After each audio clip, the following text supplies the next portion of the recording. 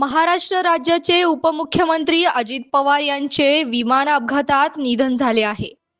बुधवारी सकाळी बारामती येथे त्यांचे विमान कोसळले. बारामती विमानतळावर लँडिंग दरम्यान हा अपघात झाल्याची वृत्त आहे.